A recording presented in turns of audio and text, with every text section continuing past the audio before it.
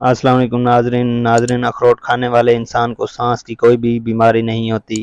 چینی اور بادام ایک ساتھ رکھ دینے سے بادام کبھی خراب نہیں ہوں گے۔ جامن کا شربت بچوں کو پلانے سے بچے بستر پر پیشاب کرنا چھوڑ دیتے ہیں۔ کالی مرچ پیس کر صحن میں ڈال دینے سے کیڑے مکوڑے نہیں آتے۔ جس گھر کے اندر مکڑی کی جالیں زیادہ ہوں وہاں جادو جلدی اثر کرتا ہے۔ نہاتے وقت کان میں پانی داخل ہو جائے تو کان میں سرسوں کا تیل ڈال دو اور الٹے پاؤں چلنے شروع کر دو، پانی کان سے فوری طور پر نکل جائے گا۔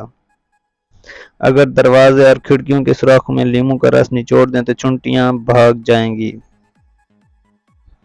بانجھ پن کی بیماری کے اندر بند گوبھی بہت فائدہ مند ہے۔ محنت مزدوری کرنے والے انسان کو شکرکندی لازمی استعمال کرنی چاہیے، مگر شکرکندی کھانے کے بعد اوپر سے کوئی مشروب یا پانی نہیں پینا چاہیے۔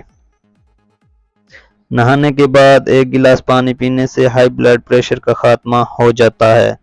زیادہ تیز خوشبو لگانے سے دماغ کے اندر خشکی پیدا ہو جاتی ہے۔ گلاب کے پھول کی پتیاں چبانے سے دانت صاف اور چمکدار ہو جاتے ہیں۔ زیادہ کھانا کھا لینے کی صورت میں بھاری پن محسوس ہو تو پودینے کے پتے چبا لیں۔ جس گھر میں باتھ روم کا دروازہ کھلا رہ جاتا ہے وہاں زیادہ بیماریاں آتی ہیں۔ صبح کے وقت جلدی آنکھ کا کھل جانا اللہ کریم کی راضی ہونے کی نشانی ہے۔ روزانہ صبح کے وقت گھر کی صفائی کرنے سے رزق میں برکت ہو جاتی ہے۔ اگر بخار بہت زیادہ ہو تو چنے کی دال کھانے سے کافی حد تک بخار میں کمی آ جاتی ہے۔ بکری کے دودھ میں سونف ڈال کر پی لینے سے بخار اتر جاتا ہے۔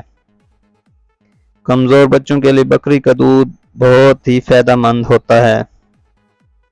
اگر گھر میں جگنو آ جائے تو یہ دولت آنے کی نشانی ہوتی ہے۔ زیادہ دیر سونے سے بینائی کم ہو جاتی ہے، متوازن سونے سے بینائی بڑھتی ہے۔ رات کو جاگنے سے دماغ کمزور ہو جاتا ہے، رات کو جلدی سونے سے دماغ مضبوط رہتا ہے۔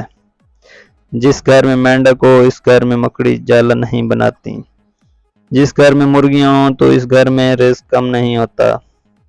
جس گھر میں کبوتر قید ہوں اس گھر میں رزق کی تنگی ہو جاتی ہے۔ بارش میں انگور کھانے سے جلد تر و تازہ ہو جاتی ہے۔